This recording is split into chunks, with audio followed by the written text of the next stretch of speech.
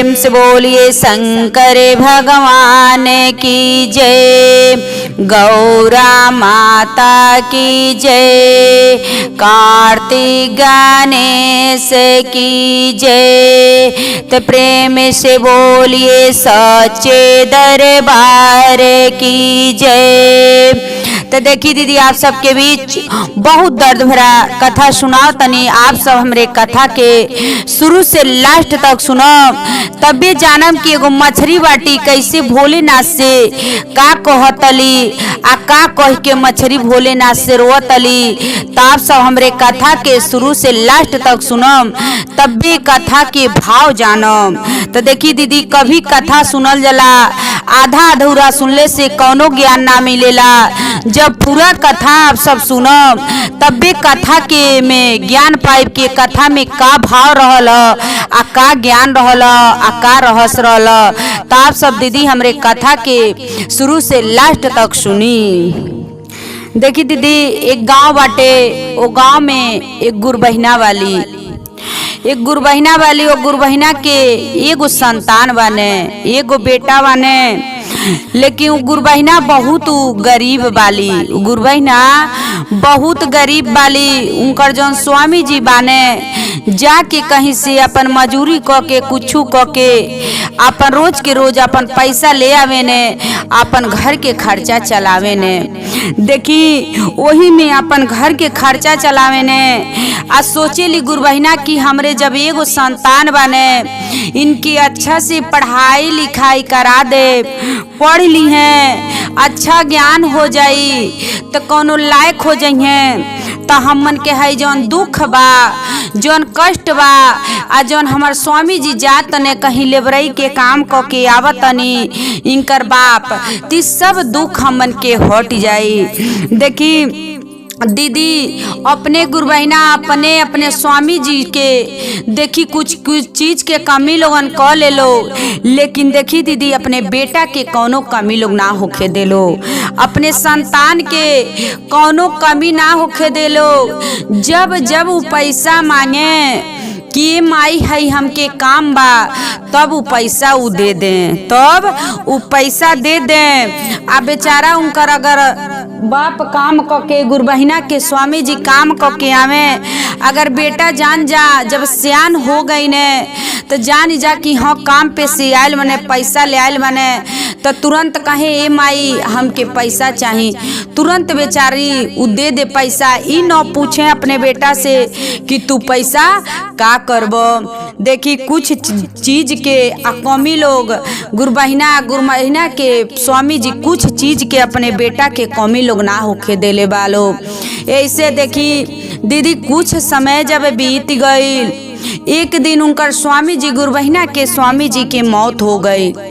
जब गुरबहिना के स्वामी जी के मौत हो गई, जब वो मर गई ने तो बहुत रोए लगली, अपने सीना पे हाथ पीट पीट के रोए लगली कि हमार बताओ इहू रहनी तो घर के खर्चा चलावत रहनी, एगो सुहाग रहनी, इनहू के मर गईनी, अब हम का करब, कैसे अपन दिन आ समय काटब। देखी बेटा दीदी सियान हो गई रहने, तो बेटा भी रोवत तने, लेकिन माई से का कहतने, माई रहे द चिंता का करतलू, रहे द बाबूजी चल गई ने, पापा चल गई ने, तो हम बानी, हम तो के कुछ चीज के कमी ना धराए। देखी अपने माई के इतना बढ़न आसरा धरवने। माई तो जब स्वामी जी गुजर गई ने तो कितनो कहल जला। देखी दीदी, मर्दे के आई स्वामी जी के आई उन्हीं के जनात रहल। कहली ठीक है बेटा, देखी ऐसे अपन माई बेटा लोग रहता लोग, लेकिन माई बहुत अपने स्वामी जी के लिए बहुत तड़पत रहली, लेकिन अपने बेटा के सामने कबो ना रोवत रहली। लेकिन देखी दीदी, उ गुरबहिना जौन रहली, भोलेनाथ के उ बहुत पूजा करत रहली, महादेव जी के बहुत मानत रहली। एगो गांव के मंदिर रहल, महादेव जी के गांव के मंदिर रहल। वही मंदिर पे जात रहली, प्रतिदिन उनके जब भी टाइम मिलत रहल तब भी जात रहली, वही जा शिव चर्चा कथा सुने जात रहली। देखी कहीं होखे चाहे ना होखे, लेकिन गांव के जो लोग एक गो रहल लोग अच्छा, तो गांव के मंदिर पे लोग जाके लोग शिव चर्चा कहत रहलो। वही में गुरु बहिना जात रहली शिव चर्चा कथा सुने। देखी वही मंदिर के किनारे दीदी एगो नदी रहल, एगो पोखर रहल। वो पोखर में बहुत सारे मछली रहली, लेकिन और मछरिया आवत रहल लोग। जब शिव चर्चा कथा होत रहल तो में मछली आवत रहली कथा सुने, आटे पे आके कथा सुनत रहली। उनके कथा सुनत के बहुत अच्छा लगत रहल। लेकिन वही में कुछ लोग कहत रहल, अरे हमन के मछली है के हमन के केहू पाई तो हमन के काट के कढ़ाई में रैन के मसाला डाल के हमन के खा ली, हमन के ना ई कथा उथा सुने ख। लेकिन वो कहली मछली एक दिन तो हमन के जहई के बा, इंसान के हाथे तो एक दिन लगही के बा, कुछ भक्ति कोयल भी बढ़िया हो। देखी वही डाटे पे आके और मछली कथा सुनत रहे। वो मछली कथा सुनत रहे आ ई बूढ़ी माई रोज जात रहली अपन महादेव जी के कथा सुने। देखी ऐसे कथा सुनत रहली, कुछ समय निकलल, उनकर बेटा के शादी करे लायक तो हो गई हने।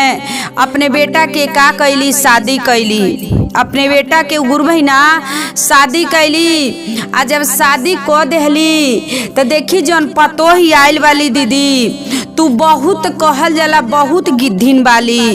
उ मनोहर मछरी सब चीज खात रहली। लेकिन देखी दीदी ई गुरु बहिना ना जानली कि हमार पतो ही ऐसे मिली है।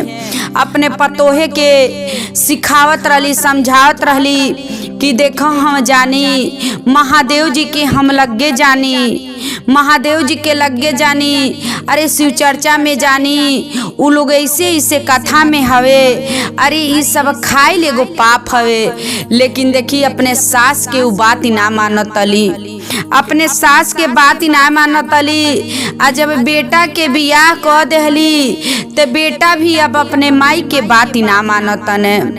जवन उनकर मेहरारू कहतली तौने ही बात ही मानतने। कहली देखी बेटा से जवन जवन उनकर पतो उनकर मेहरारू, ई गुरु बहिना के बेटा से जवन जवन उनकर मेहरारू कहत रहली तवन तवन उ करत रहने।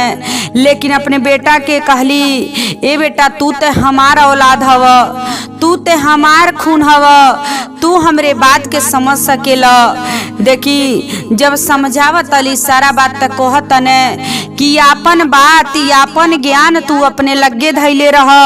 अरे इतना पूजा कैलू, इतना भक्ति कैलू त का पापा जी गई ने? ये जवाब देखी उनकर बेटा देहले बाने। आ बूढ़ी माई के आँखी से, गुरु बहिना के आँखी से आंसू गिरे लगल बा।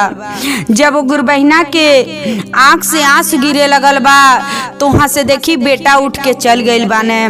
देखी अब उहे बेटा का कहतने, जहाँ ई जात रहली, जहाँ ई कथा सुने जात रहली तो ही जा देखी उ जौन पोखरी रहल।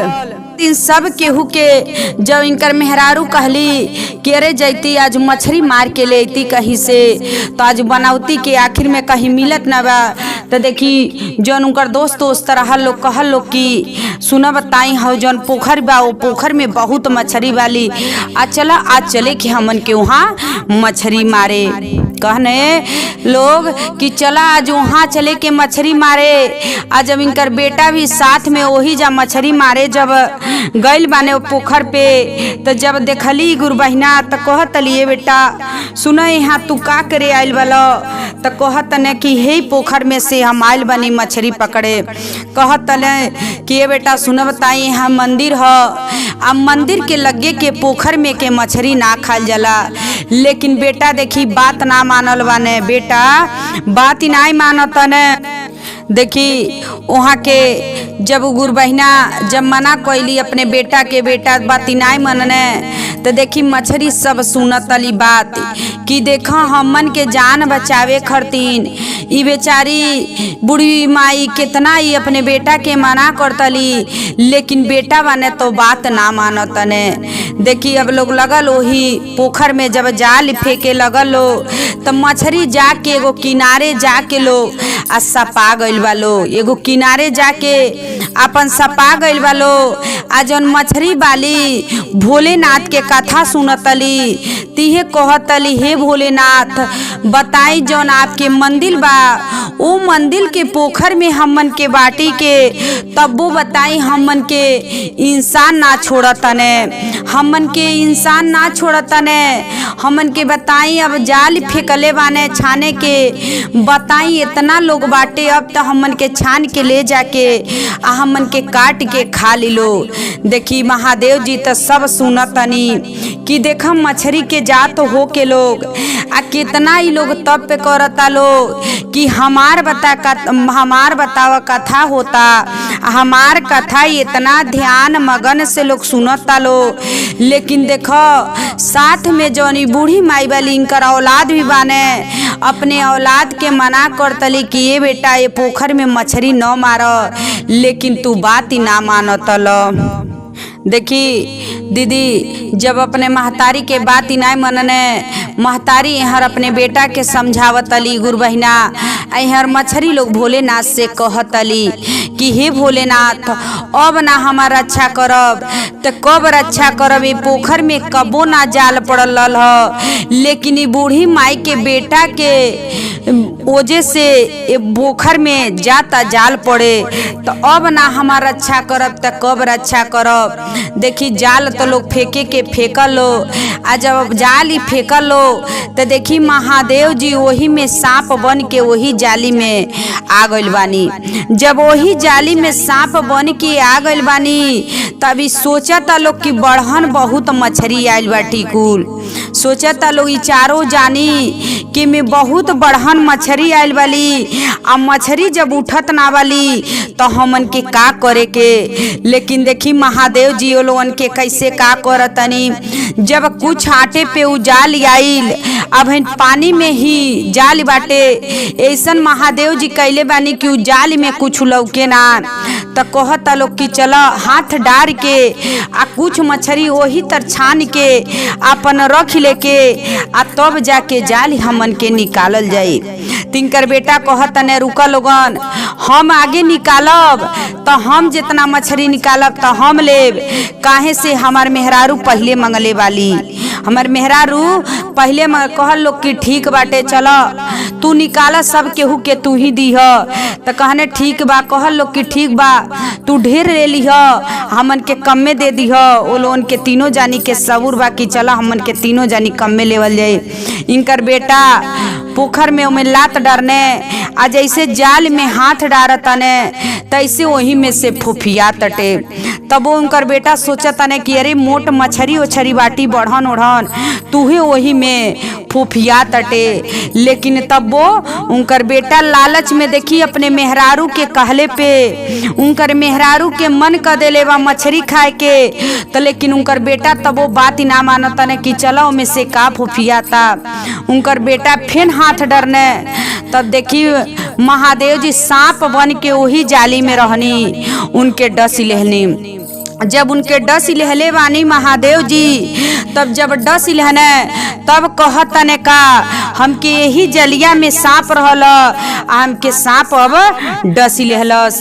देखी गुरु बहिना लगे सनेसा आयल की अरे तुहार बेटा मछली मारत रहने, तोहरे बेटा के सांप काट लेहले बा। देखी अब गुरु बहिना केतनो कहल जला कि बेटा बेटा हवे, बेटा नाय महतारी के बात मनने, लेकिन माई अपने बेटा खरतीन देखी रोए लगली। कहतली कि बतावा यही जो हम अपने बेटा के मना कैनी कि ये बेटा अरे मंदिर लगे के पोखर है, ये पोखर में के केहू मछली ना खाला, लेकिन बेटा हमार बात ना मनने। ताजी महादेव जी सब काम सब इनके अनुभव मिल गई कि महादेवे जी के कार हवे। देखी दीदी अब गुरु बहिना के पतो भी सुनले वाली कि हमरे स्वामी जी के सांप काटी ले बा, हमरे स्वामी जी के सांप काटी ले बा। उहो रोवत रोवत वही मंदिर पे आवत अली। जहाँ गुरबहिना गईली वही गुरबहिना के साथे उनकर पतोह भी वही मंदिर पे गईली आ वही मंदिर पे लोग से कहली हमरे बेटा के यही जा आप सब सुता दी, इन्हीं के हाथे में बा, इहे जौन करे के रही इहे करब। देखी महादेव जी परीक्षा लेतनी कि जब पतोहे के इतना समझौली, इतना गुरबहिना समझौली, लेकिन अपने जीभ के लालच से उ मनली नाय। अपने स्वामी जी से जब्बे रहे तब्बे मछली मंगा के आ घर में खा। लेकिन देखी गुरबहिना कभी भी जात रहली महादेव जी के अपन चर्चा में, तो महादेव जी से यह कहत रहली कि हे महादेव जी, हमर पतोही तो आप जानो तनी कैसन आइल वाली, अरे उनकर कुछ करी कि मछरी के छोड़ दे। लेकिन देखी महादेव जी अब कैसे कैसे का क के छोड़ौले बानी। देखी वही जा अपने बेटा के गुरबहिना सुता देले वाली महादेव जी के मंदिर में, आ महादेव जी से अब कैसे का कही के रोतली। एक ही ललनवा ये शिव गुरु हमरो जो बाने, आए कही ललनवा ये शिव गुरु हमरो जो बाने, नागवा जो बन के जो ही डसन ये शिव गुरु, नागवा जो डसल से शिव गुरु, नागवा डसल, नागवा के बिखिया पे खींचमये शिव गुरु, नागवा के बिखिया शिव गुरु, आया पही जो खींच में खींचिले में बेटा के जो बिखिया शिव गुरु, कहनी जो हम ही ये शिव गुरु, हम हूँ समझावनी, नाही मन ने बेटा जो ही बतियाए शिव गुरु, आए तना ज्ञानवाए शिव गुरु, आदेत जो ही रहनी, बेटा पतोहिया जो समझाइए शिव गुरु, नाही मन ने बतियाए शिव गुरु, नाही मनली बतिया, इतना जो देत समझाइए शिव गुरु, बुधिया जो दे में ये शिव गुरु, आदे में जो ज्ञानवा, बुधिया जो दे में ये शिव गुरु, आदे में जो ज्ञानवा, बेटा जो पतोहिया के समझाई में ये शिव गुरु, हमारे जो स्वामी ये शिव गुरु, हमारे जो स्वामी वो चल गई न दूरन देशवाए शिव गुरु, आए कही ललनवाए शिव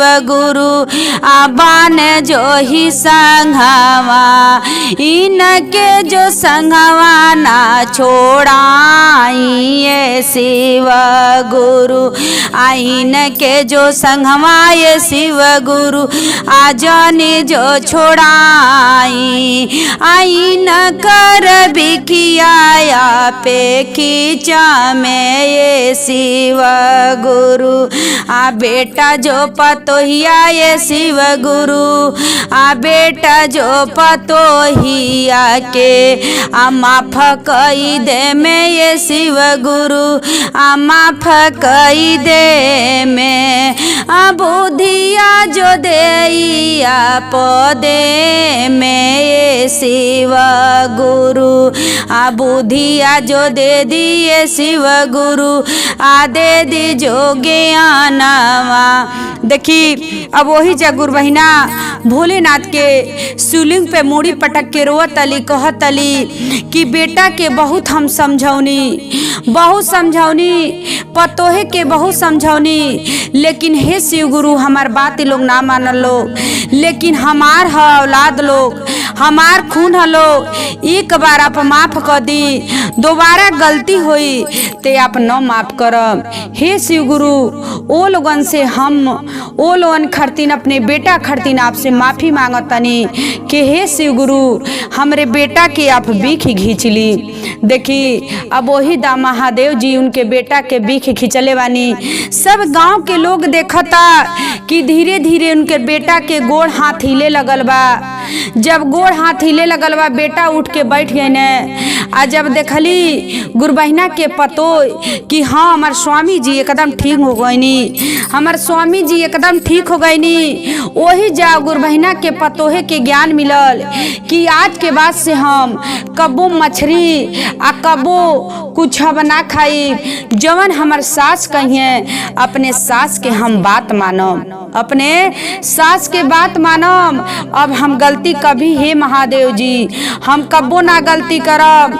अब हमार सास आई आपके लगे शिव चर्चा कथा में हमू संगे आई। आज जवन हमार सास मांगम हम अपने सास के देम। अब कबो अपने स्वामी जी के अब कबो गलत रास्ता हम ना सिखाई। हम बहुत बड़ा हम पाप करत रहनी कि हम यहाँ के बेटा के से हम ही मछली मंगनी खाए के ताजू बेटा यहाँ के ऐनी मछली तालाब में मारे, ये पोखर में मारे ताजू इनकर बेटा के तो जान गई रहत, लेकिन हमार सुहाग भी साथ साथ चल गई रहत। ते हे शिव गुरु अब हमसे कबो गलती ना हुई, हमके माफ कर दी। अब से अपने सास के बात हम हर चीज के मानब। देखी वही जा हे दीदी वही जा उनके पतोहे के गुरबहिना के पतोहे के ज्ञान मिलल बा, बेटा के ज्ञान मिलल बा। अब वही जा गुरबहिना और पतोही आ बेटा लोग अब तीनों जानी लोग शिव चर्चा में अब मगन हो गइल बा लोग। अब मगन हो गइल बा लोग। जवन सास उनकर कहत तली तो अब पतोही मानत तली। तो देखी दीदी आप मन से भगवान के पूजा करत तनी, महादेव जी के मन से पूजा करत तनी तो आपके श्रद्धा जरूर पूरा करो। अगर मन से ना करत तनी तो आपके श्रद्धा में जरूर कुछ कमी रही। तो सब भोलेनाथ पे विश्वास कइल कहीं जाला ना। आज देखी वो बूढ़ी माई के स्वाहा गुजर गेल गुरबहिना के, तब वो महादेव जी के उ छोड़ली ना, अपन महादेव जी के अपन जौन होत करत रहली तौन करत रहली। लेकिन महादेव जी देखी उनकर रक्षा कैले बानी। तो आप सब दीदी महादेव जी पे विश्वास करो, महादेव जी आप सबके सब मनोकामना पूर्ण करम। हर हर महादेव।